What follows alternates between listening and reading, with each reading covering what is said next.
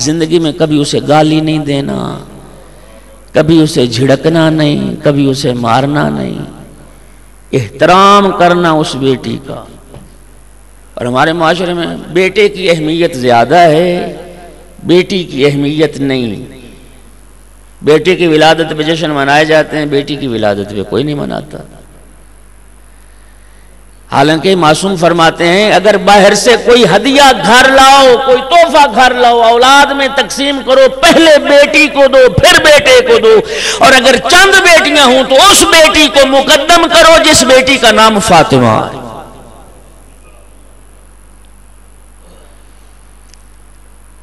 دنیا کے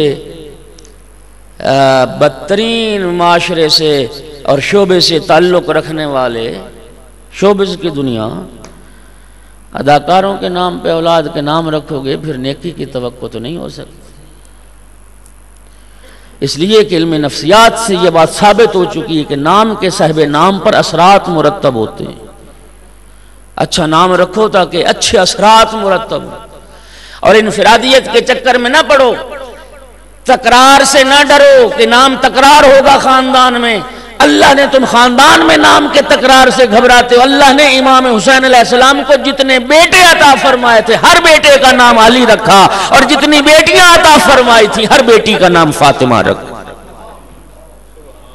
توجہ فرمائیے، ایک ہی گھر میں ہر بیٹا علی ہے اور ہر بیٹی فاطمہ۔ امام حسین علیہ السلام کی شہادت کے بعد امام سجاد علیہ السلام جب اسیر کی حیثیت سے دربار یزید میں پیش ہوئے تو یزید نے تعارف چاہا، کہہ دیا اپنا تعارف کرا تو کون ہے؟ فرمایا انا علی ابن الحسین، میں حسین کا بیٹا علی۔ یزید کہتا ہے میں نے تو سنا حسین کا بیٹا علی کربلا میں مارا گیا۔ فرمایا وہ میرے بھائی علی اکبر تھے، اللہ نے جنہیں مقام و مرتبہ شہادت عطا فرمایا۔ یزید طنز کر کے کہتا ہے کیا تیرے بابا کو کوئی اور نام نہیں ملا کہ ہر بیٹے کا نام علی رکھا؟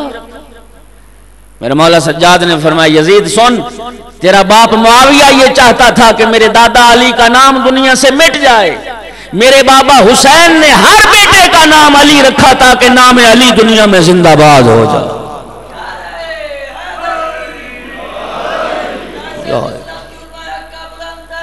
اللہم صلی علی محمد مولا۔ اچھا نام یہ حق ہے اولاد۔ دوسرا حق ان یعلمہ القرآن، دوسرا حق ہے اولاد کا کہ اولاد کو قرآن کی تعلیم دلواؤ۔ قرآن پڑھنا جانتا ہو، عجیب معاشرہ ہو گیا، انگریزی پڑھنا اولاد کا، انگریزی جاننا ماں باپ شرف سمجھتے ہیں، قرآن جاننا شرف نہیں سمجھتے۔ پاک پیغمبر نے کیا فرمایا تھا؟ خیرکم من تعلم القرآن وعلمہ، تم میں سب سے بہتر وہ ہے جو فر انگریزی بولتا ہو۔ یہ کہا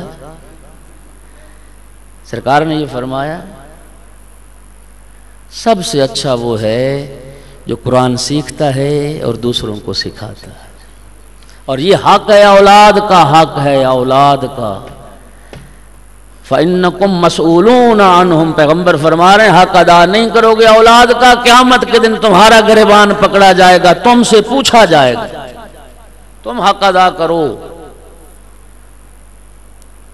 یہ ایک الگ موضوع ہے، پھر اس پہ وقت لگے گا۔ تیسرا سید الانبیاء فرماتے ہیں جو حق ہے اولاد کا ان یحسن ادبہ، اولاد کو ادب سکھاؤ، تہذیب سکھاؤ، اخلاق محمد وآل محمد انہیں سکھاؤ۔ ملاقات کے آداب کیا ہیں، بیٹھنے کے آداب کیا ہیں، کھانے کے آداب کیا ہیں، چلنے کے، سونے کے، پھرنے کے، گفتگو کے، یہ سارے آداب اخلاقیات کی کتابیں بھری پڑی ہیں، یہ انہیں سکھاؤ، یہ حق ہے اولاد۔ اور پاک پیغمبر فرمایا کرتے تھے جہاں تک ادب کی بات ہے، 3 ادب اولاد کو سکھانے ضروری ہیں۔ ادبوا اولادکم علی حب نبیکم، پہلی اپنے نبی کی محبت اپنی اولاد کے دلوں میں پیدا کرو، اپنے نبی کی محبت اپنی اولاد کے دلوں میں پیدا کرو۔ دوسرا آل نبی کی محبت اولاد کے دلوں میں پیدا کرو۔ حضرت جابر بن عبداللہ انصاری نابینا ہو گئے تھے، انصار کی گلی کوچوں میں جب چکر لگاتے تھے نا جناب جابر، تو ایک جملہ فرمایا کرتے تھے، یا معاشر الانصار ادبوا اولادکم علی حب علی ابن ابی طالب فإن ابوا فانظروا فی شان امہ۔ اے گروہ انصار، اپنی اولاد کی تربیت کرو محبت علی پر، اور اگر تمہاری اولاد محبت علی کو قبول نہیں کرتی تو پھر اولاد کی ماں کے متعلق سوچو۔ یہ حق ہے اولاد کا، اور میں سمجھتا ہوں کہ اس زمانے میں محبت اہل بیت اولاد میں پیدا کرنے اور راسخ کرنے کا ایک بہترین ذریعہ وہ مجلس امام حسین علیہ السلام۔ ایک صلوات پڑھیے محمد و آل محمد کے ساتھ۔ اور میرے محترم، بہت زیادہ زور دیا گیا، میں نے جنہوں نے تربیت پہ کچھ کتابیں لکھی ہیں، چند کتابوں کا مطالعہ کرنے کا اتفاق ہوا، اسلامی نقطہ نگاہ سے بھی بہت زیادہ زور دیا گیا اس بات پر کہ بچے کی شخصیت کو بناؤ۔ سرکار دو عالم نے بچے کی جو تربیت کا مرحلہ ہے 3 حصوں میں انسانی زندگی کو تقسیم کیا ہے۔ فرمایا الولد سید 7 سنین وخادم 7 سنین ووزیر 7 سنین۔ ولادت کے بعد پہلے جو 7 سال ہیں، ان 7 سالوں میں بچہ سردار ہے، ماں باپ نوکر ہیں۔ توجہ فرمائیے، بچہ سردار ہے، ماں باپ۔